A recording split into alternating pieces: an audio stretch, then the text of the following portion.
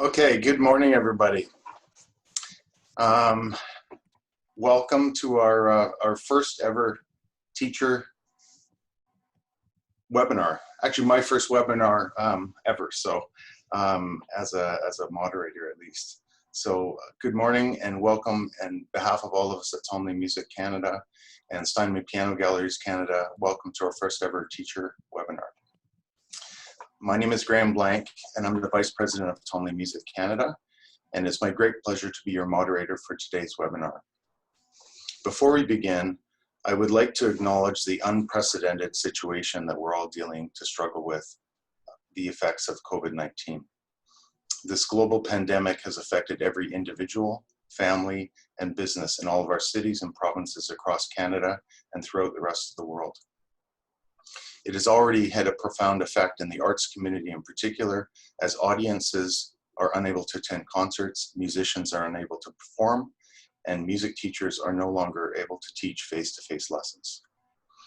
I know that all of us in attendance today believe in the importance of music to our society under normal circumstances, and I believe that music is even more important during the situation that we're all now facing. As music teachers, you have a profound impact not only on individual lives, but onto the overall culture and society. Most of you have dedicated your entire careers to teaching students in person, and we know that many of you are struggling to transition to online teaching. Please know that all of us at Foley Music Canada are here to help you in any way we can, starting with this webinar and continuing on for the foreseeable future. Our goal with this webinar is to help you get online and transition from face-to-face lessons to online teaching as quickly as possible. So thank you for all that you do as teachers, and let's get started. So this webinar will last approximately 45 minutes, and we have 15 minutes for questions at the end. This webinar is being recorded, and we will post the entire video online afterwards, and you will all receive a link to that with your registration. We have two moderators with us today. So from our Foley Music marketing team, we have CJ McGilvery and Jasmine Lee, and both of them will be moderating as we go along and forwarding your questions to myself and the panelists, and answering any questions or challenges you have along the way. If we have any Mandarin speakers in the audience today, Jasmine will also be able to do Mandarin translation. So if you're more comfortable typing in simplified Chinese for your questions, then Jasmine will be able to translate those into English. Okay, so our agenda for this morning, I'm going to start by introducing our esteemed panel, and then we will go through the benefits and challenges of online learning, talk about the technology required to get going with online learning, and take you through some student and teacher studio setups, talk about organizing online and offline lesson plans, and how best to communicate with students online. And lastly, the panel is going to help you develop a conversation with your parents and students to help encourage them to go online and help them see the value of what you're able to offer them as a teacher. And then lastly, we'll have some questions from the participants today and some closing comments from the panel. Okay, so I'm delighted to have four incredible panelists with us today from across Canada. We have Patrick Carrabré, the director of the UBC School of Music from Vancouver, British Columbia. Derek Chui is a piano teacher and an RCM representative, I'm sure some of you know, from Calgary, Alberta. And from Toronto, Ontario, Chris Foley is the co-founder of Foley Music and Arts online music studio and is a faculty and senior examiner at the Royal Conservatory of Music. Welcome. And lastly, we have Dr. Erin Parks is the founder and executive director of the Lotus Center for Special Music Education, located in Ottawa, Canada. So welcome, Erin. Okay, so at this point, I will turn it over to the panel just to get them to introduce themselves and maybe give a brief overview of how you're using online teaching in your studio. So we'll start with Patrick. Hi, everybody. So I'm a composer and I work mostly with university level students. I've been doing this for quite a few years, mostly to allow my students to have some flexibility, whether they're continuing their studies in the summer or whether they go home. So a lot of times I've been working with students who've been in another city. So I started out with as low a technology as I could possibly go with, which is essentially a telephone. And then we would share files. So the student would use whatever notation software and MIDI rendering of their music they have. They would send me two separate files, however they would do that through Dropbox or other file sharing.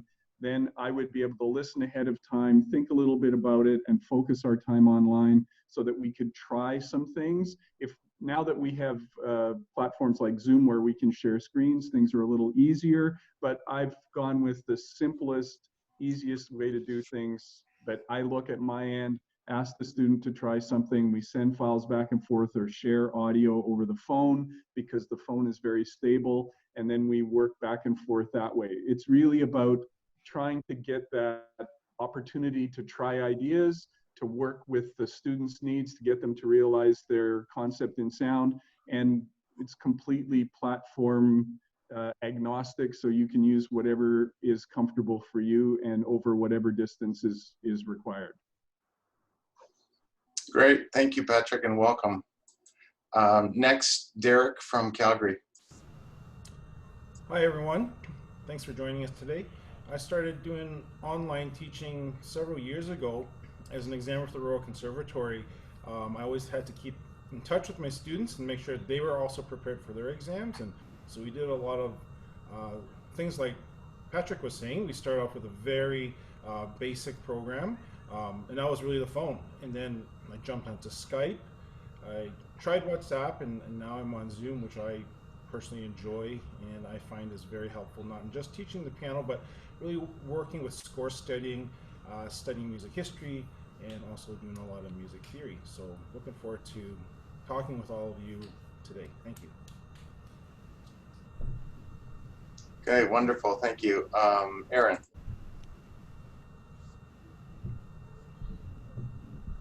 Hi, everybody. I'm Erin Parks. I started distance teaching many years ago in 2003 or 2004 in a project working with Inuit students in remote communities where they didn't have access to music education otherwise. The technology there was very different. I was working from the National Research Council in the University of Ottawa. So I actually kind of went the other way. I had more tech when I started teaching online than I do now. Now, most of my work is with students with special needs. That's what our studio is, the Lotus Center. And of course, with everything that's happened recently, our whole studio, we have 10 teachers and many students, we've moved everything online. So, you know, my perspective is more working with students in a non-traditional setting who are doing, you know, all different types of activities and who need maybe more specific ways of communication to make it work for them, and how we're working through this new format, teaching online with students who maybe need more support than other students. Wonderful, thank you so much. Okay, so our first topic is the benefits of online learning, and Patrick, you're up. Okay, unmuting. So I think that the benefits are obviously that it allows the student to be prepared in their own way. So when I meet with them, I've had the opportunity to look at what they're doing because they can send it to me ahead, and we can then be much more focused and interactive in the time that we're together. In composition, that saves us a lot of time. It's not like we still can try things, which often means then resending files during the meeting or having a better audio link between us. So often I will augment what I have at my end with a Bluetooth speaker, or if in my office, then I can have a full studio speakers and things like that. But it really is the benefit of allowing students a lot more flexibility. They can be at home, they can be far away, they can kind of focus their time down when they meet with me so that it's saves a lot for everybody all around. Wonderful. I think everybody can see the slide that's in front of them. So these are some of the benefits that we as the feedback from all the panelists that were listed out. You can see that, Patrick? Yep. Okay. So these are, sorry. So do you want so a lot of the opportunities there are, as it says, you know, it's convenient. You can be in your own environment. I find with my students, now I'm dealing with more upper level students, but their technological advancement is often at least as good as mine, and I've been doing it for a long time, but they often have a more innate approach to using the tech than some of us who are a little grayer. And it really does allow for a completely different flow of information. They're very natural in this environment.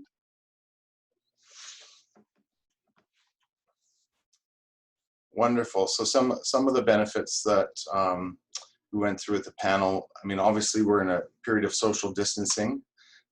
So online learning, there's no better way to social distance.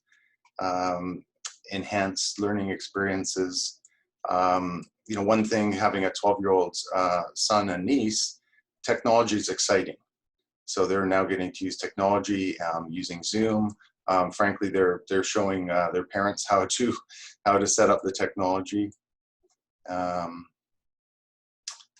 One benefit I didn't think of when we started this is it allows for student preparation for practice and warm-up time, so that before you get to your lesson, the students are already warmed up. And just like we're doing today, you are able to record the lesson and play it back and share it with them afterwards, so they can refer to parts of the lessons. And the panelists, I believe Chris later on is going to talk about how you can share digital resources, so audio files, video files, sheet music, that sort of thing, and allow for creative teaching. So those are some of the main benefits of online learning. Patrick, do you want to, the next slide shows some of the challenges that need to be overcome, that people need to think about? Well, yeah, sure. Obviously, the basic requirement is internet access if you're going to be using some of these more advanced options.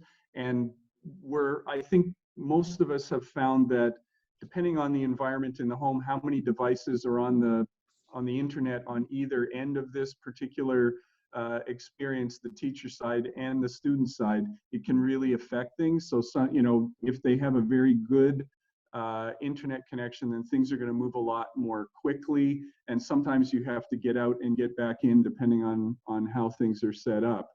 You really do need a basic understanding of technology, and again, that depending on your level, choose technology that fits your level of experience. And then you're going to have to learn to acquire some new skills as you go into this. As I've done it over the years, I've had to change platforms and software 5 or 6 times already. So once you get used to changing platforms, it becomes a lot easier because the user interfaces are, you know, become a little bit more familiar.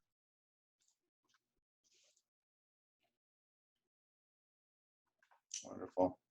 I don't know, are people's, is the screen zoomed for you now? Okay, there we go. Okay. Wonderful. We'll move on to the next section. So I'll take you briefly through the technological requirements that you need. So we'll start off with hardware, and then software, and then optional hardware and software. So one of the things that when we had the discussion with all of the panelists is everybody is trying to keep it simple. And you know, Patrick mentioned earlier that device agnostic, meaning kind of whatever you have, you are able to use. So what we're going to take you through is some kind of good, better, best options for the hardware and the software, and then show you some things that you could add afterwards. And we'll show you some teacher setups, student setups, and some pictures of some actual classrooms for you. So starting with the hardware requirements, the first thing good would be just a simple, any sort of smartphone. It could be an Android or an Apple device, and a fast internet connection. And many people are using WeChat video, WhatsApp video, Facebook Messenger, FaceTime, and some people are using Zoom. So if you're able to communicate one-on-one using those platforms, then your connection should be just fine for online teaching. So we definitely do have some teachers and students that are communicating with a smartphone on either end, or a smartphone maybe on one end. So that would be kind of the basis of what you would need, that has a webcam and a speaker and a microphone in it. So better would be a tablet. Obviously with the tablet, you're getting a larger screen, and it makes it easier to look at music and see each other and have a bit more interactive experience. Generally with both smartphones and tablets, the audio quality will not be as good as a notebook computer with a webcam. So that would be the best option if you have a personal computer or a notebook computer with that either has a built-in webcam and speakers and microphone, or standalone. So which is what I'm using. I have a little Logitech webcam sitting on top of my monitor that has a microphone in it, and I have speakers on my desktop. So those will be the basic hardware requirements. And then the next thing you'll need is a video conferencing app. So again, looking at kind of a good, better, best options. Many people are using WeChat, WhatsApp, Facebook, and Skype. And if that's what you're using, you're definitely able to teach using that. I know, talking with some of the teachers on the panel, they're teaching in multiple platforms. So if a student has WeChat video and that's how they're most comfortable communicating, then they're able to teach lessons that way. If they have Zoom or FaceTime, they're able to use that. But generally, with WeChat, WhatsApp, FaceTime, and Skype, some of the disadvantages are the audio and video quality is normally not as good. It does depend on your internet connection and the volume of traffic that is on the overall internet and their servers. But generally, the video and audio quality is not as good. Apple FaceTime tends to be better. However, that requires an Apple device on either end, so that both yourself and the student would require either an iPhone, an iPad, or a Macintosh computer.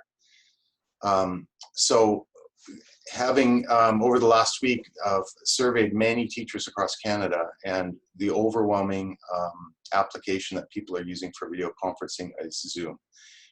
So there's two versions. There's the free version, which I'm sure many of you are connected to today, and there's Zoom Pro. Zoom Pro for a student is not required. A free Zoom account is all that they would need. Zoom Pro is a consideration for a teacher. It's about $20 a month, and it allows you to have unlimited multiple group chats. It allows you to record, and so there's other benefits for it. But one of the biggest benefits, if you're using both either a personal computer, Windows or Mac, or a notebook computer running Zoom, is you can run something called original sound, which is uncompressed audio. So the audio experience is quite a bit better than you would get on a smartphone or even a tablet, right? But again, it's not necessary. So those are your options, both hardware and software, from good, better, and best. So the last thing and you'll see some of the teacher setups, some of the pictures that I'll share with you a little later on. But many teachers and students have enhanced their experience by adding better microphones. So there are microphones you can connect to a smartphone or tablet, or to a computer. Headphones. Some teachers are using headphones or in-ear monitors, so they don't look kind of so ridiculous and imposing having big over-ear headphones. But it does allow for improved sound isolation and better audio playback. So if both you and your students are using headphones on either side, it's a consideration. or using studio monitors, so having something a little bit better than the computer speaker that's in your tablet or smartphone or computer, like some desktop computer speakers. And then lastly, we will show some setups later on that are a little more elaborate. Instead of having one camera, there might be 2 or 3, with one smartphone, one tablet, and maybe your computer, and allowing you to share different views for the student, including right hand, left hand if you're teaching piano, and maybe the score on the student's screen. So I've included a link here on the Tonley Music website, and it's called Online Teaching Essentials. And after the presentation, you click on there and you can see a list of kind of the best-selling and top devices, hardware devices in each one of those categories. So if you're considering upgrading any of those.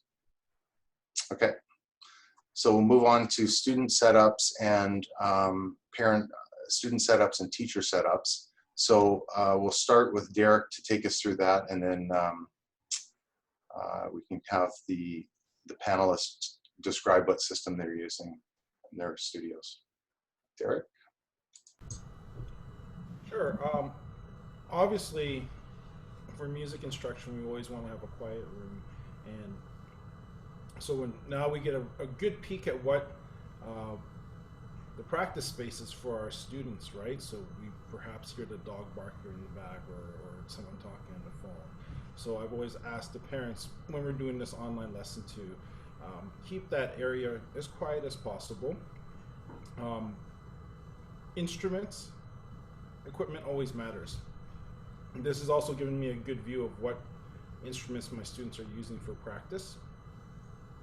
And I'm sure, like many of you, you've heard a lot of untuned pianos in the past week, or you will be hearing some untuned pianos. To the point, actually, I had my technician come in right before this webinar so I can get my piano tuned. Fast internet makes a huge difference, especially because there's so much information going back and forth between our systems. There's the sound, there's the video. Perhaps we're screen sharing, and not just screen sharing documents, but we could be screen sharing YouTube and other audio files. I personally have a Microsoft Surface. That's what I'm using, and it works really well. It has a great microphone, great camera, but any mobile device works and is sufficient. As Graham mentioned earlier, the better the device, the better the quality of video and sound you'll have. Webcams do make a difference, but we'll be talking a little bit further about perhaps using your iPad or your iPhone as a second camera. And jumping onto some video conferencing app, it doesn't matter if it's Zoom or if it's Skype. Like Patrick said, part of it is just taking it in the easiest way possible too, because we're working with a lot of students, and everyone may not have FaceTime or WeChat or Skype or Zoom. So we do want to make online learning as easy as possible. So let's get our students online with whatever they're comfortable with, and as they get the feel for lessons and get transitioned online, then we could perhaps suggest another program like Zoom, which I think is the best. Thank you.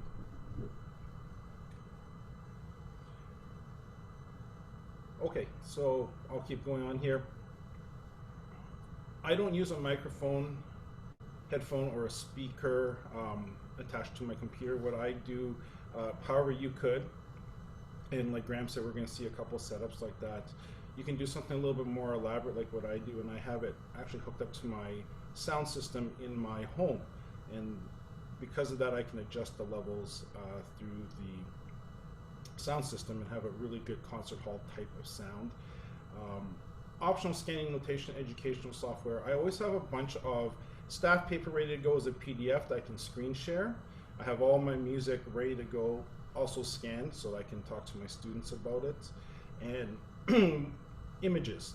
I always have images ready to go.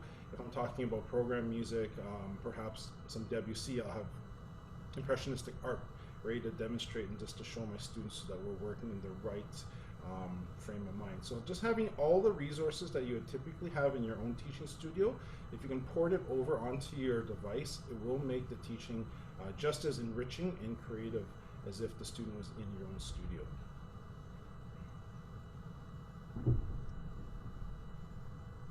Thanks, Graham. Next.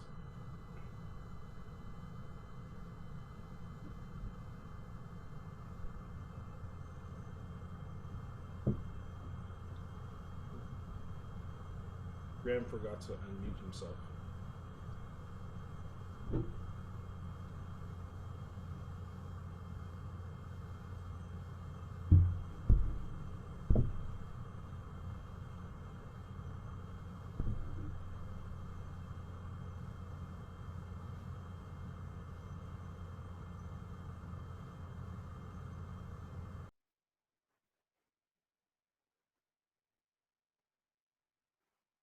Oh, hi everyone.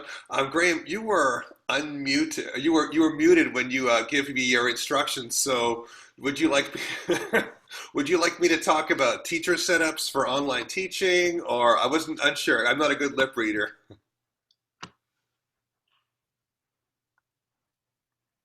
Here, Graham, if you could unmute yourself, that would be Okay, there we great. go. Okay, thank you. Can anybody tell this is my first webinar? Thank you. Okay, my apologies. Chris, if you could just tell us quickly what your setup is, hardware and software. So we'll just go quickly around.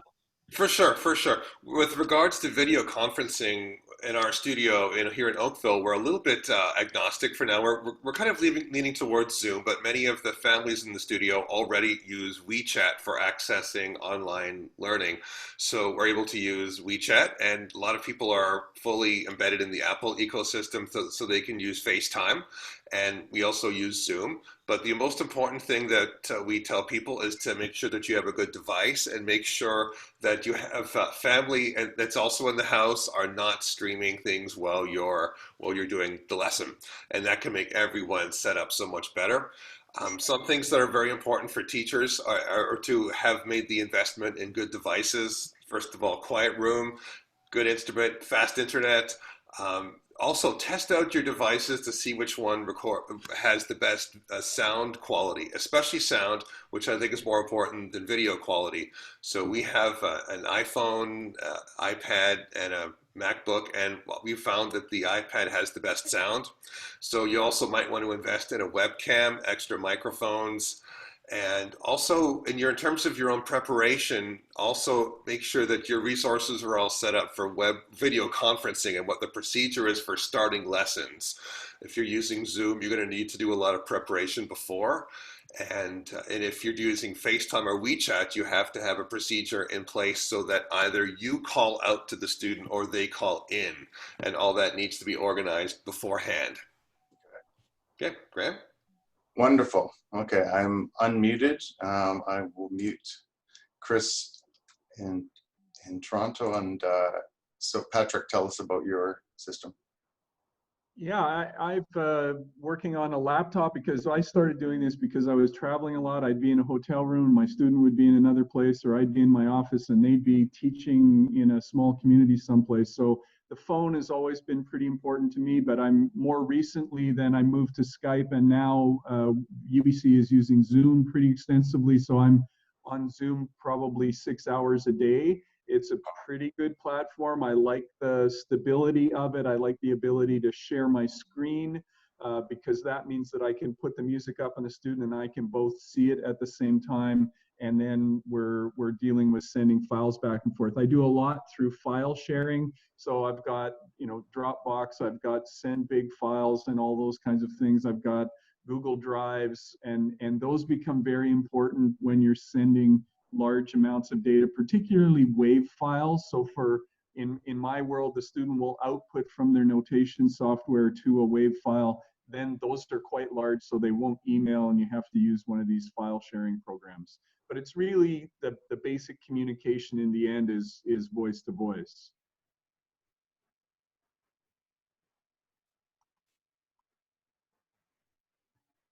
So my setup is pretty simple as well. I'm not very tech savvy, but it seems to be working. I use Zoom mostly for my students that I set up myself, but I am also agnostic in terms of like whatever they want to use is totally fine with me. And with all my teachers that I've been getting set up at Lotus Center this week, I told them the same thing.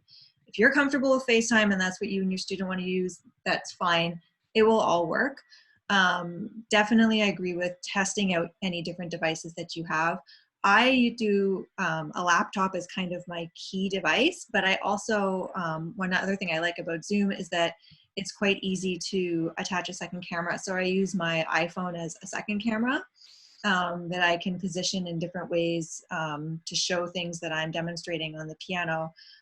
Because a laptop is not super mobile for demonstrating different things unless you get it at just the right angle. I don't worry too much about my students having all of that set up, but certainly their device makes a big, big difference. The best lesson I had this week was a student that had an iPhone 11. It was like amazing. The video and the sound was amazing. And his dad just held it for him and it was great. And his dad could kind of move it around. So all that to say that really anything can work. I saw in a chat group that I'm in, a teacher that came off a webinar yesterday and said, they told me I have to go get a mic, so I'm going to go buy a mic. And you really don't need to. And I think the reality right now is a lot of us maybe don't want to be investing in a lot of things because things are uncertain right now. You don't need to invest in a lot of equipment. You probably have things that will work, but be willing to troubleshoot and try things out on both ends and just work with your students and be relaxed about it. It doesn't have to be perfect or high tech or flashy at all. Thanks, Erin. Okay, so let's get into how do we share content. So we talked about audio and video, hardware, software. So here, first of all, we do have some pictures of some different studios. I thought this one was interesting because it's showing traditional Chinese instrument using a laptop computer that is also connected to a TV for a larger view with Zoom. And there's an iPad view that is of the instrument. So that's this will be on the teacher side of the studio. This is set up. So that was from a teacher from Ottawa, Ontario. Dr. Chunson Park, also from Ottawa, has two grand pianos side by side, using a laptop computer, multiple iPads. And I noticed the use of light in this one so that it's very easy to see. That's one comment. If you're using generally a smartphone or an iPad, the camera sensors are not great on them in low light. So, you know, again, testing, make sure that you can see, have good video and audio. And here's another setup of a teacher using, they're using a Surface with a laptop, Windows laptop computer. It looks like, actually, it looks like a Mac computer. An iPad with a portable keyboard, wireless keyboard. And there's a view of their other piano in their studio. And the last one, and that was, Kimberly Sundell from Ottawa, Ontario. And the last is a good friend of ours, a teacher from Vancouver, Dr. Ross Salvosa. And he is one of the most elaborate systems that I've seen, frankly. He has, and if you connect with Ross on Facebook, he describes his whole setup. But essentially what he has is an iPad Pro on the music desk next to a laptop. And then on the left-hand side, he has a Zoom digital recorder, a digital video camera that's streaming, and then he has another, an iPad. And he just upgraded that. He was using just an old iPhone, actually. So he had an iPhone, iPad, and a notebook. So there's an example of a really complex, sophisticated system. Okay, so Chris is going to take us through how do you organize online and offline lessons and sharing content. Okay, I'm on the cam now. Oh. So one of the biggest challenges for all of us as teachers is not just learning the technology, but learning the pedagogy as well. We have to totally reorganize our systems. And the number one thing to do is to be organized. You're going to have a lot more prep than before. It's going to include technology and including taking a look at what the goals are for the students. And the one thing that's really helping, has been helping for a long time for me personally, is to send out emailed lesson notes. Either you can use an email, you can just an email program, you can use My Music Staff, and there's lots of other different ways you can do that. And that's critical for helping you to review the last week's lesson notes to help plan for the lesson. And also part of that planning can include building a strong flow through the lesson's activities. You don't want dead time when you're on camera, and you want to very clearly flow from one activity to the next. So after they play a piece, you can do a quick ear test exercise. You can move to technique. You can screen share to help them with sight reading. You can send the sight reading as a PDF right before the lesson. There's lots of things you can do. And once you have the lesson notes, you can send that as well as a practice schedule. And you can send that to all the relevant shareholders or stakeholders, parents, student, also other caregivers, just so that everyone's on the same page. I've been doing that for over 10 years, and it's been a fantastic teaching tool. Another thing that we've also considered is using follow-up assignments through the week, so the teaching doesn't actually end with the end of the lesson. In many ways, the online live lesson is a springboard to what the student does, and we can help support our students throughout the week. One of the strongest ways we've been able to do that is to use offline or other asynchronous assignments. For example, a student could record themselves playing something and then send it to me on WeChat, Facebook Messenger, text messages, and we can respond either as with emojis, with text, with a short video message, a short audio message. And kids love that. They like the attention, and they like being the star of the show. And that's a great way that you can follow up with your teaching throughout the week, so that in many ways it's a way of re-envisioning what we do as teachers, so that it's not just charging for a lesson, but it's more of a subscription service where you get support throughout the week.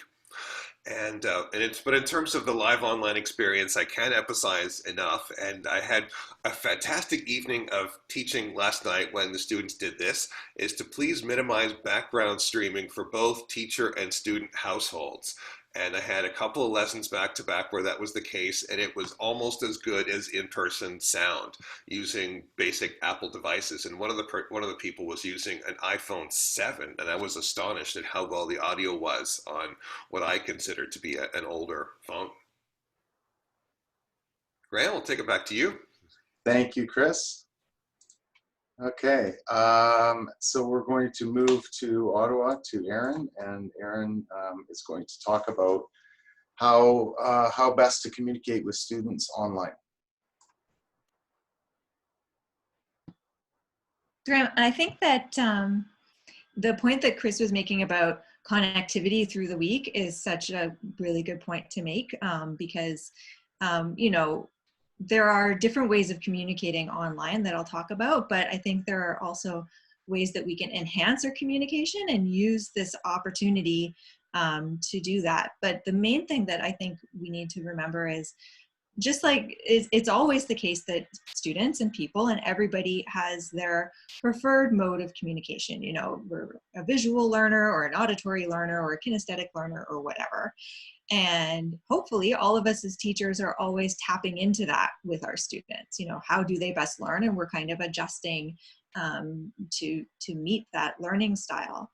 And the great thing about music is it is multimodal. So it's always been, I think for most music teachers, especially when we're in person, very intuitive to tap into all those different ways of learning. You know, we're reading a score, and we're obviously music has an auditory component, and, you know, maybe we're moving around in different ways. We're doing different, you know, fine and gross motor work on our instrument. That primary, you know, learning modality is still there for the students, but it's maybe a little bit less intuitive to get it across online.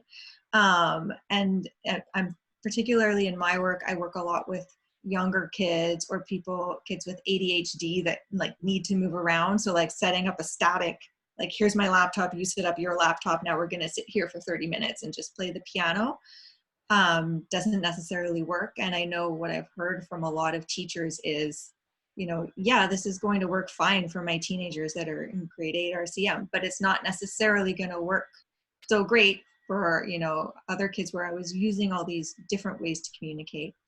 It can still work, Absolutely. But we just need to think about it a little bit more. So I think that for me at least, and I think for a lot of teachers, I use a lot of nonverbal communication in my in-person teaching, you know, just a quick gesture or model, and that kind of is the most efficient way to do it. That's not so effective online. You know, first of all, you can't see all of me, so it's very hard to model things in the same way. You can't reach out and touch your student and position them in maybe the way you would. So you have to communicate verbally more maybe than you would have before. But I know that there's kind of a danger in that of just like being really talky through your lesson, which you don't want to either. So just putting some thought into what are going to be the best ways to communicate with each student. And, you know, we've already had some great points like screen sharing. I use screen sharing a lot, so I can just put it up and I'm not talking through things. I can just show it. If you're using Zoom, they have a whiteboard portion too, so you can go in and kind of write things and work together that way. But just thinking of how do I usually communicate with the student in my lesson and how am I going to make that work? Maybe I still move my laptop down to the floor sometimes and show things that we would have done on the floor, so that, and I get them to, you know, move if they can too, for kids that kind of need that. But the main thing is to remember that, you know, it will be different, and that's okay. But just stay positive, be relaxed about it. It doesn't need to be perfect. It's a learning experience for all of us, for your students too. But use all those different ways of learning that you use in the lesson. You do really need to have one person speaking at a time. So especially with younger kids, this can be challenging, but again, just kind of be willing to roll with it and remind the students and the parents that we're still doing a lot of learning. A lot is still happening. If there's any frustration, then, you know, you can work through it. But actually I found that with a lot of openness and just flexibility, it's going much better for me. And actually all of my teachers these last couple of weeks have said, wow, it's so much better than I thought it would be. And the kids are so happy to see me on the screen. So, you know, just being relaxed and willing to work through things it makes a big difference. Wonderful. Thank you, Erin. Okay, so I'm looking at our question list, and we have currently 40 open questions. So we're going to get to those really quickly. Thank you, CJ, for answering as we're going along. So we have one final topic, which I'm going to open up to the panel, and which is how do you talk to your parents and students and encourage them to move from in-person lessons to online lessons? So why don't we start with Chris? Hey. Sorry. Hey, everyone. So this was something I experimented with about a year ago. I was teaching a professional student of mine who lives in the United States in a small town, and it turned out to be such a great experience for the both of us that I asked one of my students to act as a teaching assistant for my studio. So she's been able to work with my students for, like, in addition to my lessons for about the last year. So several of my students have already been using online lessons in addition to in-person lessons with me. And so that really made the transition a lot easier for some families. But in many cases, this is really important for families and for kids, because this might be the only in-person educational experience that kids have. So it's critical that we be able to respond to what parents and what the kids need. And if we're able to guide the kids through the learning process, we can create a wonderful variety of experiences for them. And one of the differences that we found is that, unlike before, when kids were massively overbooked, had too many things to do, didn't have time to practice, now kids have nothing but time on their hands. So several of my students have said that this is a great opportunity for them to go deep on learning things that they're really interested in. And if we can help students discover that, that can really open up a world of possibilities for what they learn about music. Wonderful. Patrick? Sorry, getting all my buttons in the right place here. You know, I think for many of the circumstances where I'm teaching, I'm dealing with late stage teenager, early adult, and for them it's really not so complicated. They need this. They have, you know, they have credits that they have to get finished, or they have a piece that's due that for a commission or something like that, and this is very flexible for them. It allows them to get what they need. And I think generally, you know, as the students get older, they feel really comfortable in the environment, and it's not so much of an issue. All right, that makes sense. Thank you. Derek?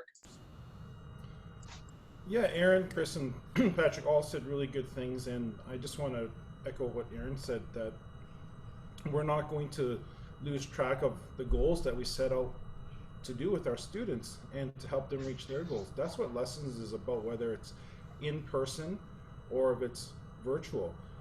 Our job as music educators is to support the musical growth and development of our students, and we can do that anywhere in the world now. It's amazing. We could do it on a beach, but we just can't get to a beach right now. And so I've always just said to the parents, nothing changes. I'm still here to support your child. I'm still here to do whatever it takes to help them reach their goals, whether it's to prepare for that competition or for an audition, for an exam, for a recital. We're still going to go at that every single day, and we're going to bring as much enthusiasm and energy to our lessons, whether it's, again, face-to-face or in the virtual world. And what a lot of my students have said to me in the last 2 weeks is that, you know, this is really cool because I can take my lessons in my pajamas. I don't have to come to you and make sure I have my hair combed, and I can just sit here and comfortably do it in my pajamas and go, if that's what you're most comfortable with, that's great. But then I've also turned around and said, look, you can't tell me that you sounded better at home because you're at home now. So that excuse is out the window. But one last thing before we move on from me, I think it's really important to reinforce to the parents that you're here and you're going to be a part of their daily, their routine for their week for lessons, and that the structure and the schedule for a student and their practicing is going to continue because you're there to support them. So good luck. Back to you, Graham. Thank you, Derek. Erin? I think what Derek said is exactly what I have to say, emphasizing to parents that we're still here for your kids because it's important to us, and the fact that we're willing to put in the extra work to get this all set up and going because we value this experience for your kids, and you know, we want to be there for you, we want to be there for your kids. Parents have expressed to me so much in the last couple of weeks how much they appreciate that and how happy they are that we can continue with this. And you know, I have had a lot of parents that are kind of, oh, I don't know if it will work, I'm not sure. And I just said, well, let's just try it. And universally, they've been like, wow, that was great. So just encourage them to try it. But I think really emphasizing when you're telling parents, you know, that we want to maintain this relationship, we want to maintain this connection, we want to help you to continue to learn, and you know, we're here because we're so engaged in the learning process, and we know that you are too, and we want to keep it going. Wonderful, thank you. So when we got together over the last week to put this presentation together, these last slides, I mean, all the slides were collaborative, but this last one, there were some key points that I just wanted to pull out. I think the first one is to be confident in your abilities as a teacher. Even though you've been teaching for maybe many years face-to-face, and that's what you're most comfortable with, your value as an educator online is just as high. I think, you know, more than ever right now, having online lessons helps maintain a sense of normalcy, routine, and structure, which as a parent, we are definitely desperate for right now, having kids at home. And there's, you know, it's not better, it's not worse, it's just a different way of learning. And it's an opportunity, frankly, for parents to have a deeper engagement in their child's learning because they're with them at home for the most part right now. And the last point, and I know all of the panelists really stress this. As a teacher, your value is of a 1 hour teaching and all the preparation that goes into it. And frankly, in some cases now there's more preparation to at least get up and running with it. Don't change your fee structure. And I have not heard of issues with that. I mean, it shouldn't be less expensive or less value because it's online and you're not having to travel out of their home, because there's many other benefits. So. Okay, so we have many questions. Now we have 47 questions, so we're going to try to get through these. So I think of all the panelists, if you go up to the top screen and you can see the Q&A, move your mouse up to the top, click on Q&A, and you can see the questions on the side. And what I'm going to do is I will unmute everybody here for a second.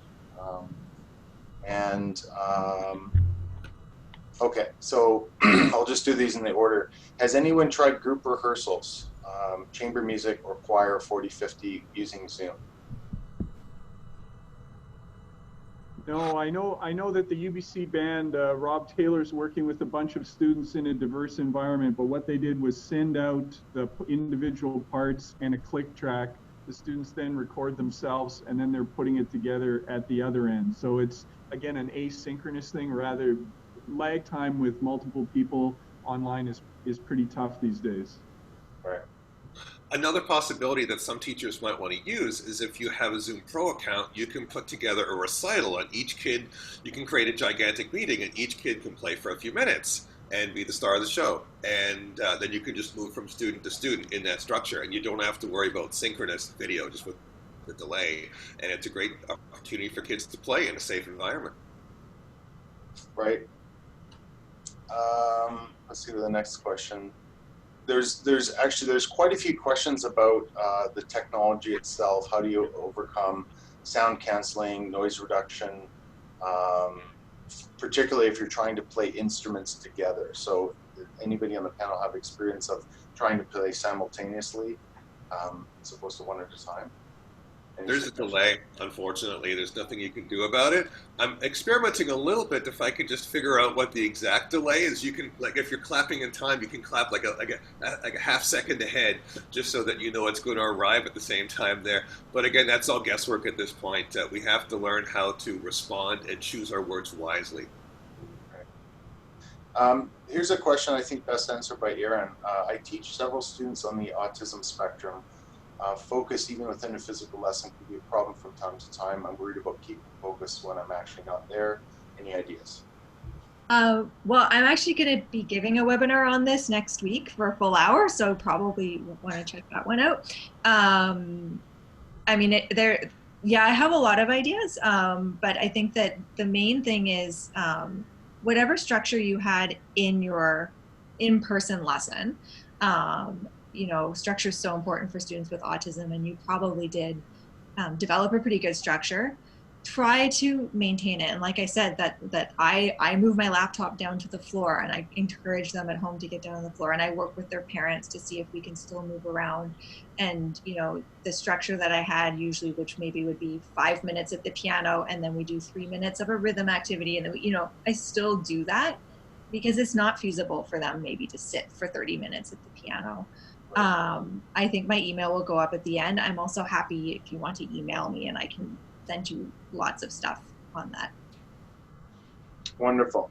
I'll mention one thing, and maybe we can, so we don't get into a technological rabbit hole here. We are going to be hosting another webinar next Wednesday, and our technology specialist from Tomlin Music and myself will be hosting this, and we're going to go deep into the technology and answer any of the connectivity questions and the ins and outs, and what about microphones and video cameras and that sort of thing. So I think in the interest of time, we'll focus the questions for the panelists from an educational and pedagogical standpoint. Okay, so just 1 second here. Okay, I know I'm going to put two of you on the hot seat. We have some RCM examiners, so there are some questions, if you can answer, about what's happening with the RCM exams. Yeah, I'll take this, Graham. We will have a big announcement on March 31st. So that's in a few days. That's going to pertain to April exams, which have been canceled but will be rescheduled. And news about May and June exams will follow in that announcement on March 31st. We do have a website as well set up on RCM, and it's under the news section. You can go into the search engine and just type in COVID-19 update, and that will pull you up into the information that you're all, I know, eager and anxious to learn about. But that will be up on March 31st. Thank you, Derek. Okay, there's a question from Joanna. What would you do if they play in the wrong rhythms? Should the teacher count while they play, or just show demos with counting afterwards in order to help the students get the rhythm right? I can answer this question because I deal with it all the time. So you just have to dig into your toolbox of what you can do as a teacher. You can help students to understand rhythms. You could use call and response ideas. You can teach them about notation. You can get them to follow up with the video. You could follow up with your own mini tutorial suited to the student to help them with that. There's a whole bunch of things that you could do to help them with rhythms. In addition to screen sharing, and you could even try to see if you could help be close to clapping along with them or get them to be the one who claps. And so you just have to use your imagination. Wonderful, thank you. Okay, this is a good question from Darwin. As well, my students usually bring their books to lessons. How would I get started getting so much materials to teach? So sharing materials, having the materials on both ends. I can answer that as well. Sorry to take one of the skills we need to teach, we need to learn, is to learn how to scan things very quickly. And I can show you, actually, and I've done this countless times for my students. So if you have Apple Notes on your Apple device, I'll show you how you can do it. You create a new file, an Apple Notes. So what you do is you press the camera button, and you'll see there is a sign that's on the very top there, it says Scan Documents. From there, you can scan documents, and fortunately, you don't even have to title the document because the optical character recognition will do it for you. So you can do that to send music to your students, and you can also get your students to do that to send music to you with scores that they've purchased. And again, we do recommend that students do continue to purchase their own scores, and we need to help our students to be able to do that so that they can use really high quality music when they're learning. But even simpler, I had a few students this week that didn't have access to a scanner. They just took photos and sent them to me. That works too. Right. Okay. Great. There's a couple questions, and again, I think we'll go through afterwards and type answers to all of these questions. Maybe pull some FAQs out because there's still a good number of them. Here's a good question. Mechanically, how do parents pay for lessons? I can answer that. We're online, so e-transfer works extremely well. I do all of my tuition through e-transfer. I've also set up my studio in a way where I don't have to charge my students monthly. To my surprise, when I switched over to this new method of payment, I have three options. My students went with the first one, which I was very surprised at. And my first option for payment was that they paid me 100% of the tuition upfront in September. And I only do 35 lessons a year, so it was easy to do the math on that. My second option was 50% upfront and then 50% at the midway point, which was February 1st. And then my final option was 40% upfront and then 3 payments of 20% across the year. And everyone does an e-transfer. I don't take e-cash, I don't do checks.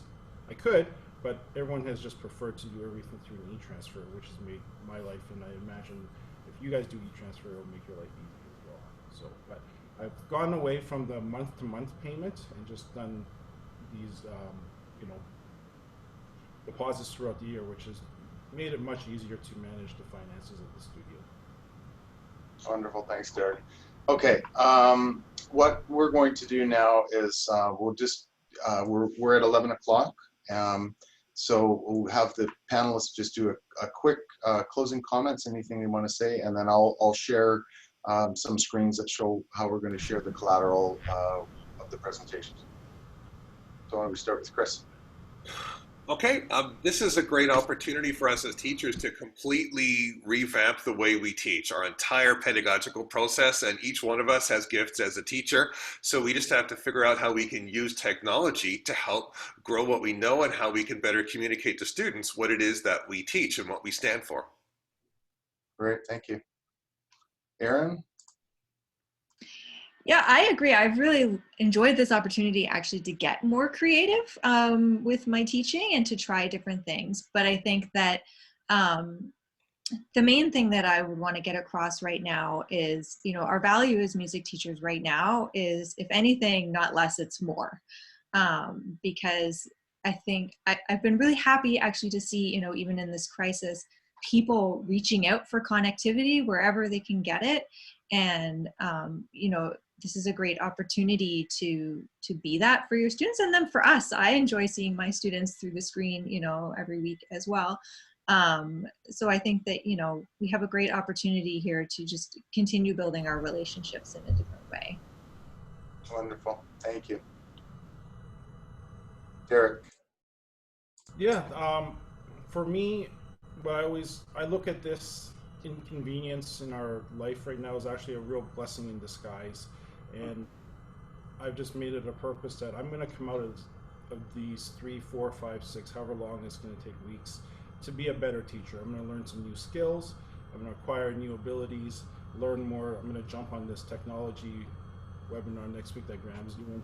And Erin sounds really exciting as well about special needs. So these are opportunities when we can gain a lot of professional development, when we can. And during the school year, it may be a lot harder because there's so many other things we have to teach ourselves and work on. But this is a real blessing because I'm going to come out of it different and better. And I encourage all of you to take the same approach and really develop your teaching and your creativity during this time. Thank you. Thank you so much. Okay, I would just like to say a big thank you to our 4 panelists: Patrick Carrabré from Vancouver from UBC, Derek Chui from Calgary, Chris Foley from Toronto, and Erin Parks from Ottawa. Thank you so much. It was a pleasure. I learned a lot over this last week. So thank you so much for your time today. So here's how you can get in touch. The email for everybody is up here, website, and Derek, that's at Derek Chui Piano is your Instagram account. So if you want to get in touch directly or look at websites and see what everybody's doing, there's my contact information as well. So what we will do after this is the webinar is recorded. It takes a little while to get uploaded and become on demand. But the links for all of the assets that we shared with you today, which are the PowerPoint presentation, which is in a PDF form. There's also a supplemental document that lists some of the technology that we talked about in more detail. And it's available on all of our websites across Canada. So the tomleymusic.ca, it's the same website that you originally signed up on. So there's for Tomley Music, Steinway, Calgary, Toronto, and Ottawa. And lastly, and we will be sending this out, everybody who registered, we do have your email address, so we will send you an email letting you know about this. But next Wednesday, Pacific time, we will have another Zoom webinar, and this will be with myself and Jeremy Cook, who's our technology specialist or technology manager and buyer for Tomley Music Canada.